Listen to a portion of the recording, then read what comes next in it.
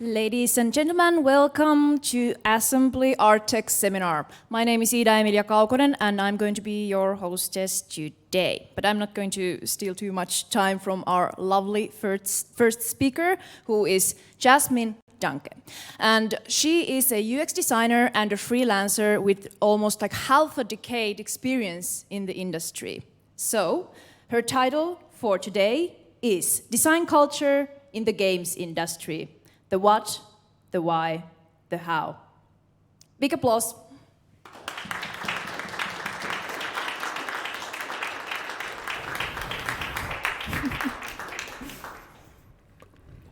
Thank you, Ida. Hi everyone, I'm Jasmin. I'm a UX designer. I've worked in the industry now for over half a decade, but like my background before that was in like graphic design, where I always worked in kind of games. So before I actually made games, I crafted magazines or strategy guides, everything around games. And I want to talk to you today about design culture, which is all about how can you nurture and craft like an environment in your studios and respective companies where you can work efficiently, where you cultivate your ways of working, and where in the end you have a very user-centric approach to the products that you craft, which in the end will set you up to be more successful. All right, so let's get started. So what is culture really? I wanted to quickly catch up on that. So culture is this kind of collection of social behaviors and values that we all carry within us. And it's through culture that we actually define ourselves and we conform to it, And it includes such things as our beliefs, the way that we talk to each other, our physical environment in our studios. All of that influences the way that we behave, we do our work, and the way that we live, basically. So why is this important, culture? As I said, it influences us through very how do I say, through mimicry, for example. So we mimic those around us, just like a chameleon that adapts to its environment. We mimic those that we are interacting with, the people that we talk with, the people that we work with, on a daily basis. Whenever you are, entering into a dialogue with someone, you start, subconsciously adapting to their behavior, and it's a very important thing actually for us, because this is some kind of social glue. It's how we, show each other that, either we agree on what we are talking, that we're interested in each other. So it's quite an important thing that happens, within our social environments, and specifically also in companies. So you can see how it's important how we talk to each other and if we have respect or not towards each other, because it will influence everyone around us. And the same way that we can maybe take, positive cues from others, the same way, negative ones might influence you and those around you, which, might not be so nice, and also influence, the way that you work. Maybe you wouldn't even like to come to work, And one great example is, for example, how it works is like when someone yawns, it's extremely, there is an effect that all of us inherently have, And this is the same, when it comes to emotions or even, verbal or facial expressions. All of that are cues that we are picking up and carrying on with us.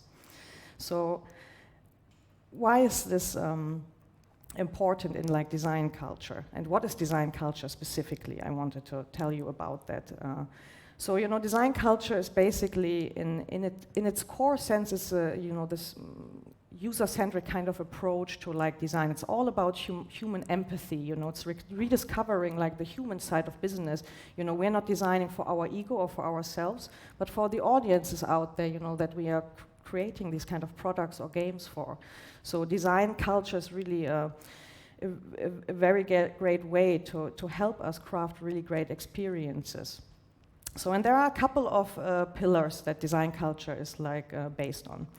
So the first pillar would be that everyone in your organization understands, the value of design, and specifically also those that are not maybe designers, So it's not only the game designers or the UX designers that should understand the value of the work, but everyone in a design culture respects and understands it, You know, there should basically be consistent mentoring going on, you know, regardless of what kind of profession, be it player support, be it executives, you know, in a real design culture, you know, even the management, you know, is influenced and part of, you know, understanding the value of design and driving, you know, decisions based on that.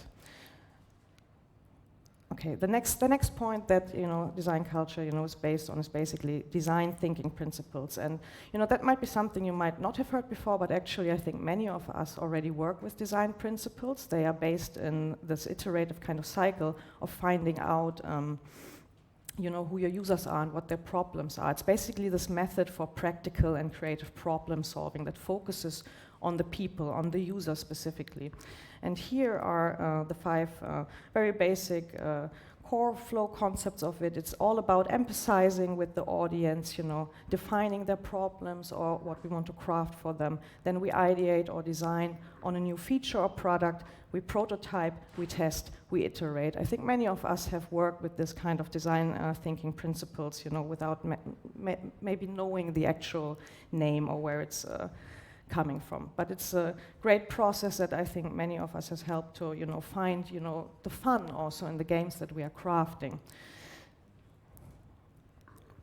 So next point, and you know, of course, I'm kind of biased because I'm a user experience designer, but you know, in design culture, there is a high priority on user experience, which means, you know, crafting something that is tangible, accessible, understandable, you know, and also coming from game design, what I learned through the years, you know, our job in user experience is really to whatever game design comes up with, to translate that into really fun and engaging experiences.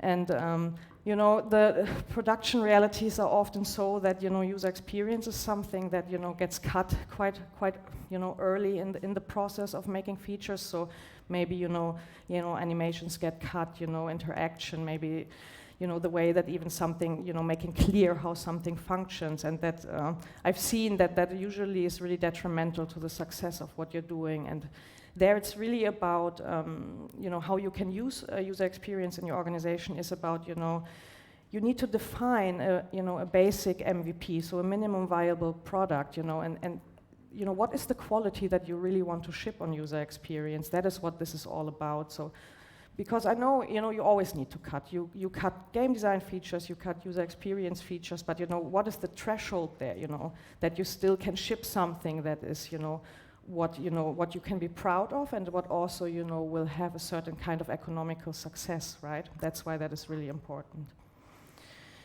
And the last point, in a real design culture, or like in one that is really evolved, you know, designers are actually stakeholders in decision making. So we are not just in our respective team doing our kind of thing, you know, maybe with product managers, but you know, we are part of executives. You know, they tap into our knowledge. You know, the whole business is basically based on, you know, a kind of design approach, you know, to, you know, be more efficient and be more successful in the end. This is all what this is about, basically. So yeah, this is something I have also not seen that so often. I feel like there is something we can get better in, you know, to have designers as stakeholders, you know, to be, you know, sitting at the table where the important decisions for the businesses are made, basically. So yeah, but how can you now measure, or, you know, how can you know where you are in this kind of process? And that's where the design culture ladder actually comes in. So this is a model that has been developed in the start of the 2000s by the Danish Design Center, and it's this kind of communicative model for illustrating the variations of, you know, where are companies' use of design, you know, how far evolved are they? There are like specific, you know, stages to this. And it's all about, again, you know, this has been measured that there's an economic effect, that if you use design in your respective, you know, culture and your respective studio, so, you know, you will be most probably more successful if you adapt, you know, a certain, you know, amount of design culture within your company.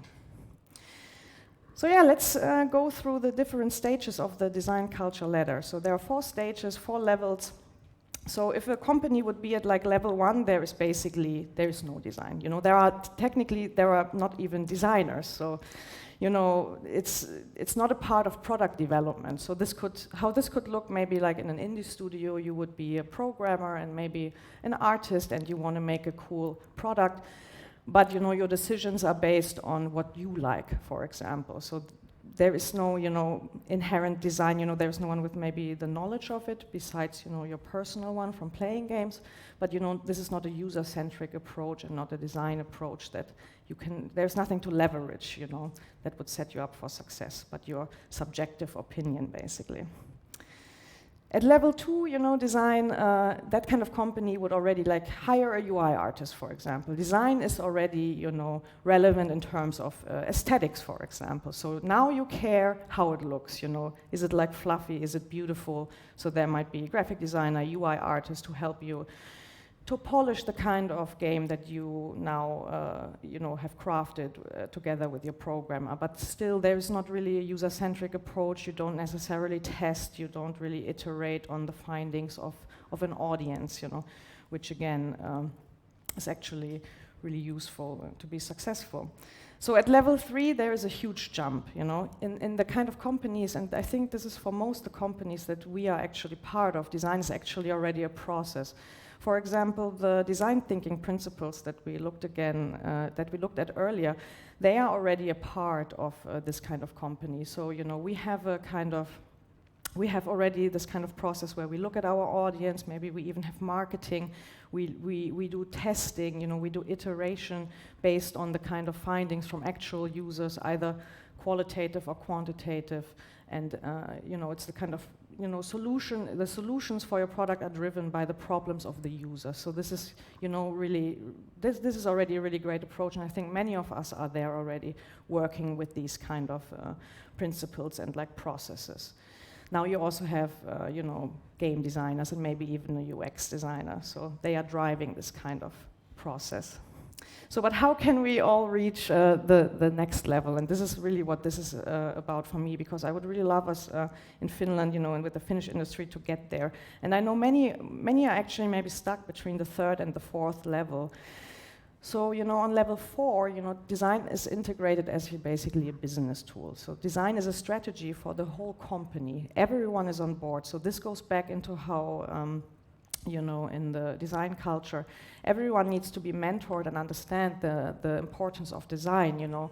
Everyone applies it in their respective discipline, you know, outside of game design and UX also. There's a lot of design that can happen in the kind of processes and ways of working, you know, so in our day-to-day life.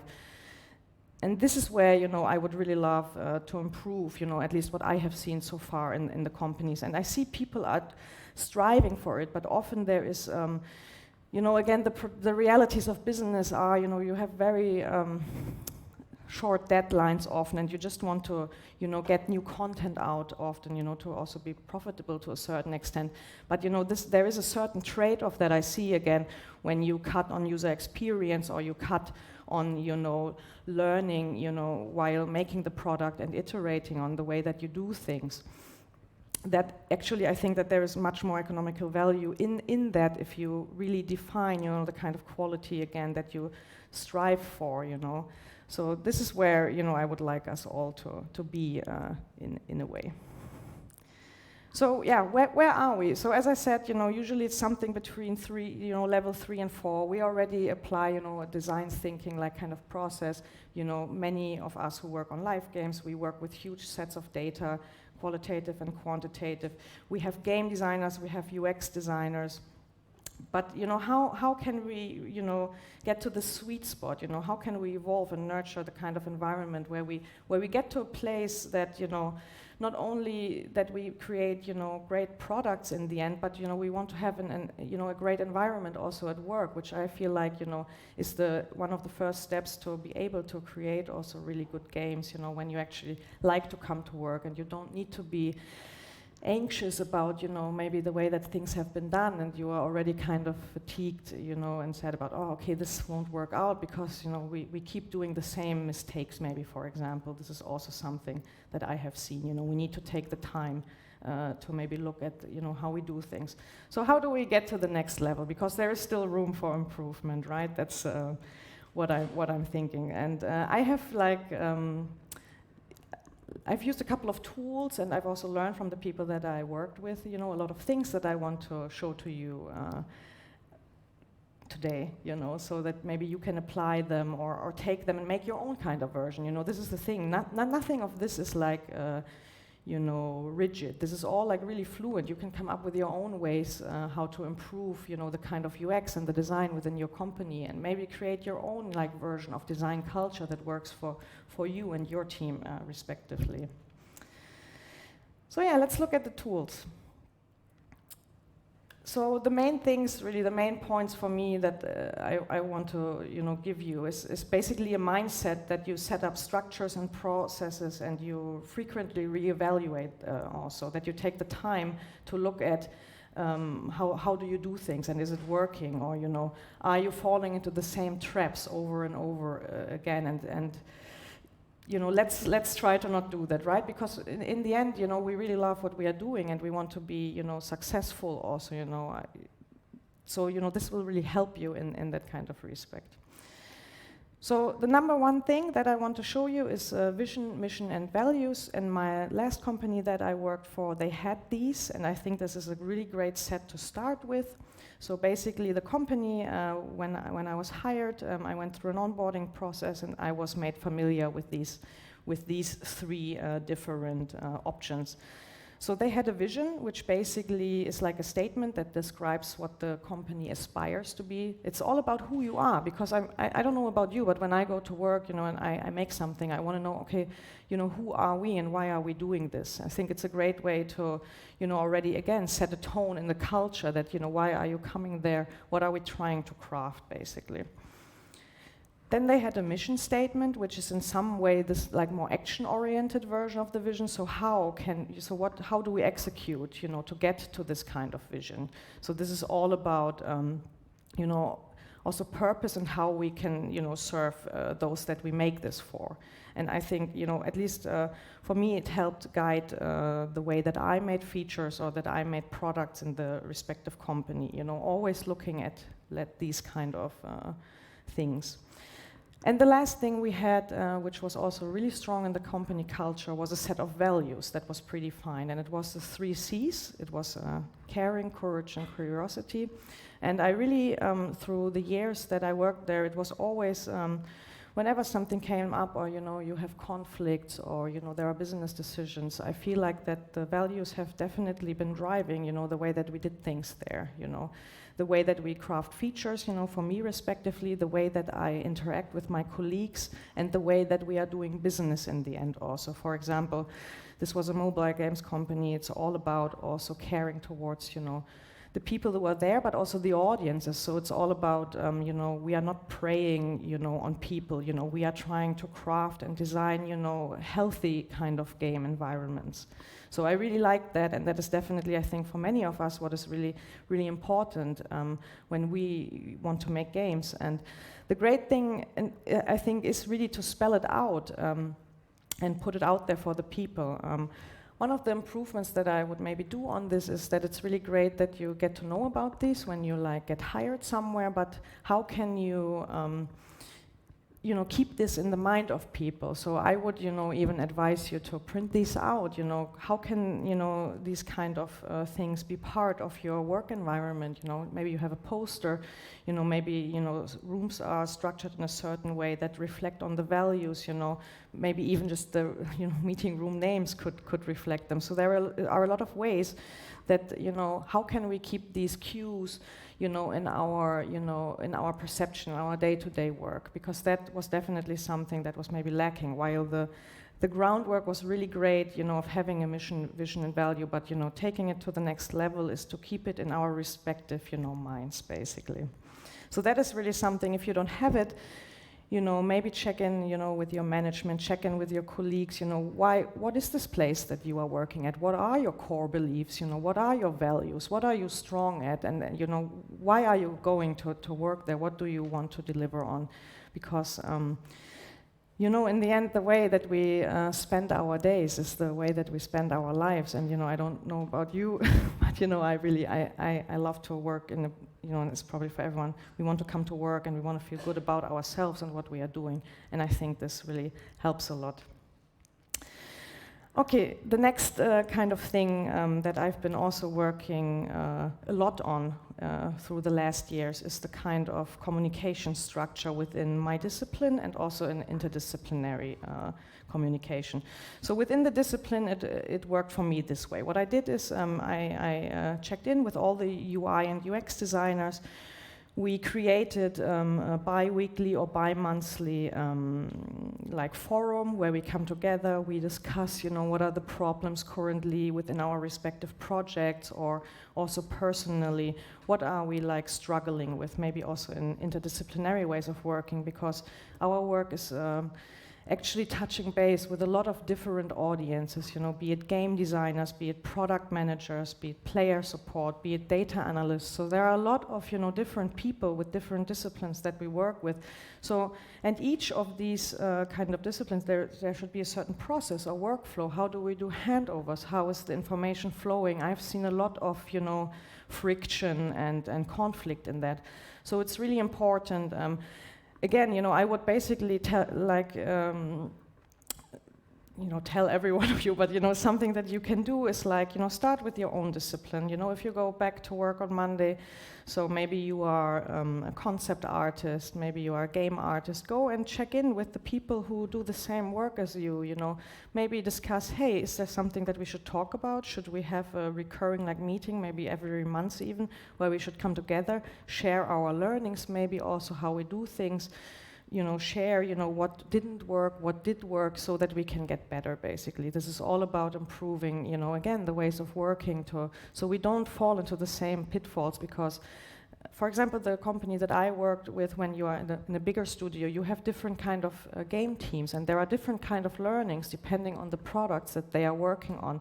And it's really, there is a lot of learnings in the respective teams that, how do you share them exactly? How can you make sure that, this team is not going to do the same mistake as that team? You need to make time to learn from each other and check in and communicate. And the same then with the interdisciplinary communication.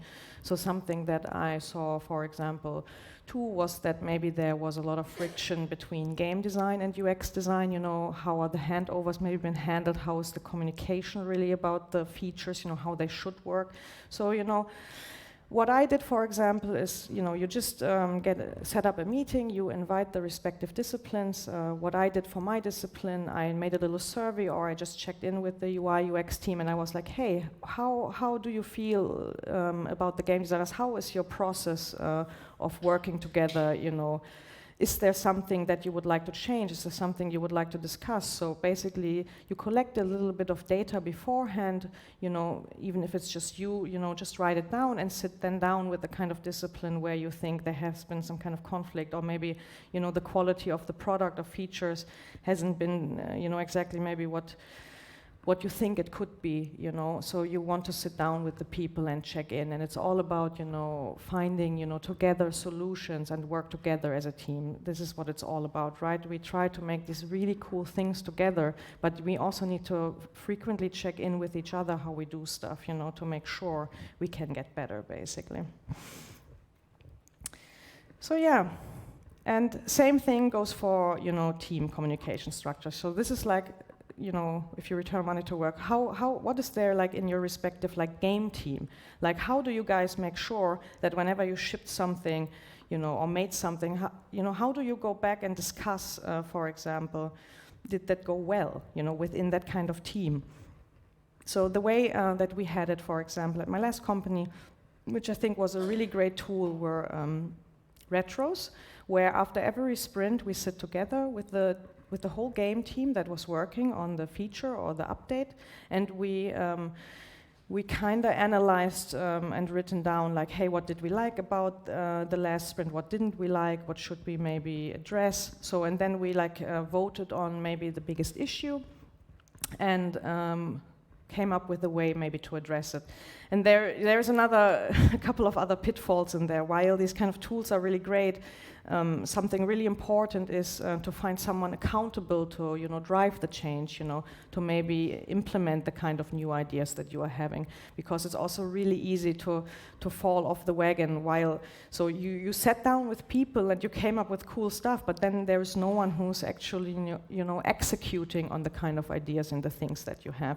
So that is really, really important. So another part of this process is, the next time maybe you have the meeting or the retro to reevaluate, hey, last time we had this one point that we wanted to improve so that we can make a better product. Did that work? Because, just like our products are, getting iterated all the time, the same thing happens for our ways of working to get better. And, it might not always, work on the first try. That's just how it is. We need to come up with new ways, but you need to basically, again, just check in with each other that, hey, did we improve something that we set out to, and if not, let's try something else. That is a really important part of it. Yes. I think this is one of my last points of the things that you can use. There needs to be some kind of leadership in design. I haven't seen that really often, but I've seen, again, the flaws or like the things that can happen when you don't have it. Because this is all about having, people in place who drive these kind of processes, people who drive the kind of, who nudge towards a kind of design culture, those that care, about it, and they want to learn, and help you that they facilitate basically the learnings also about that, and they make things happen. I think it's really important. And this also goes into the executive support.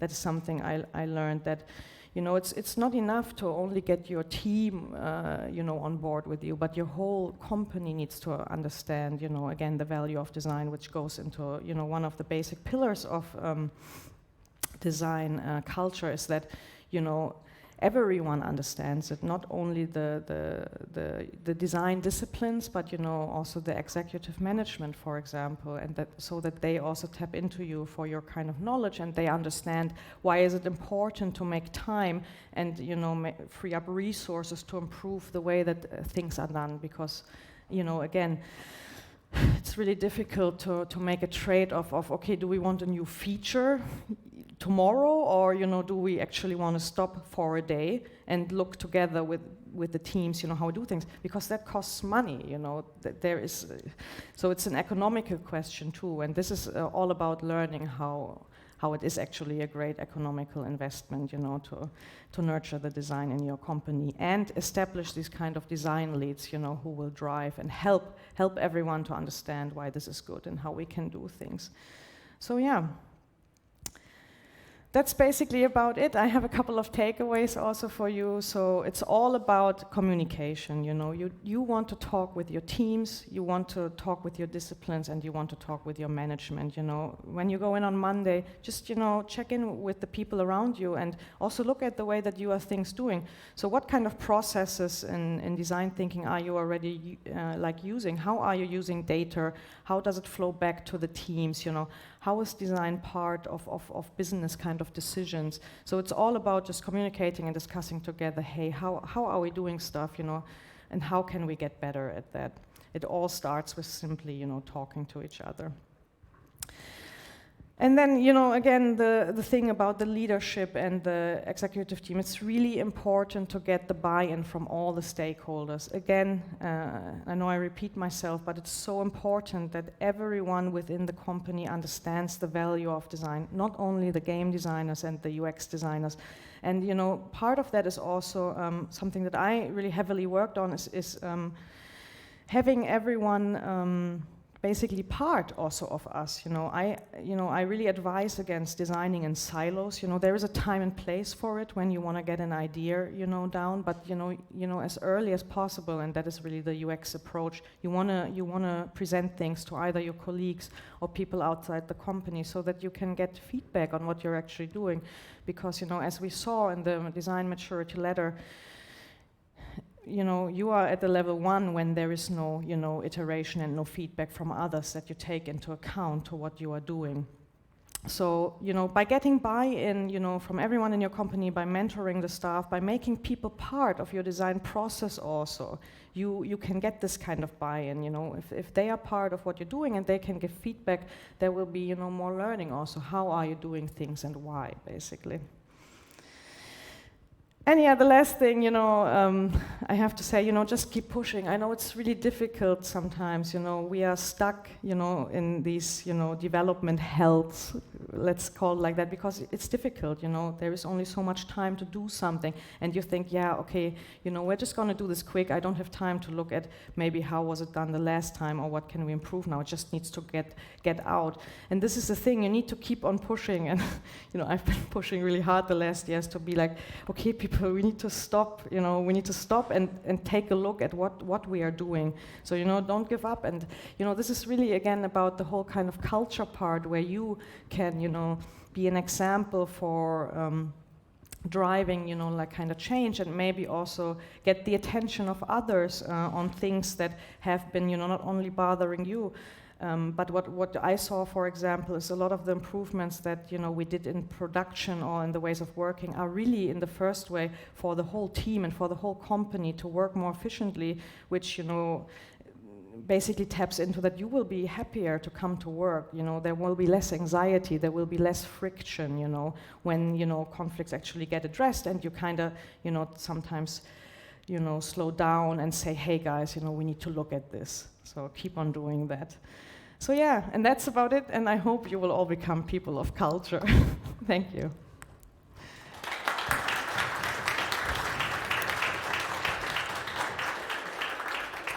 So yeah, I think we can also take some questions if there are, but you need to wait for a microphone, I have been told. Are there some questions? Here's one.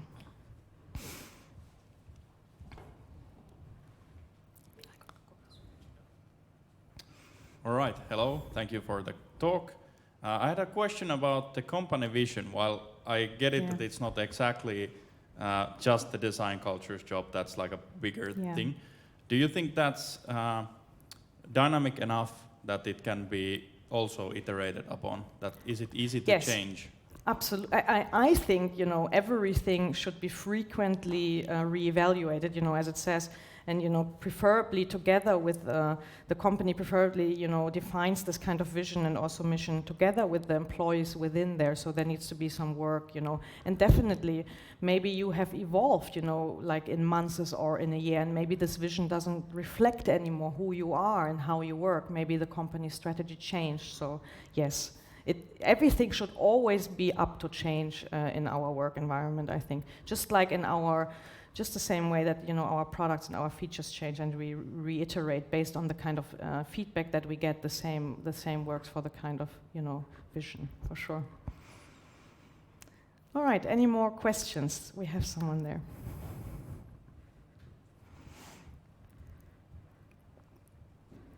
Hi. Question about, how do we know we're on the right track? Do we have a checklist, or how do we measure? How do we make sure that we are doing the right things?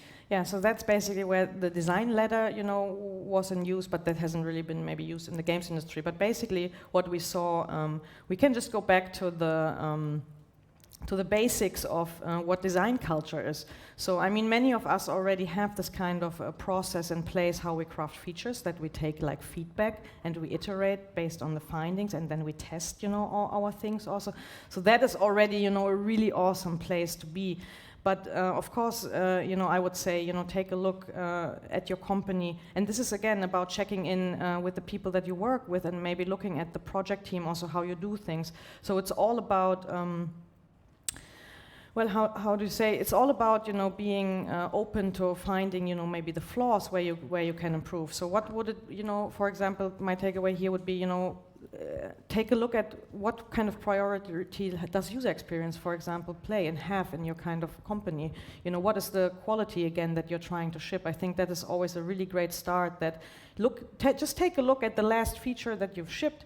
or the last game, and reevaluate that, okay, what went well and what maybe went not so well, and how can you maybe use the pillars of design culture to improve. So maybe, not everyone was on board, or understanding the value of design. Maybe we didn't really execute on the kind of design thinking process, that well. Like where in this kind of flow are we, lacking the most? Did we maybe not get enough data? Did we not test enough?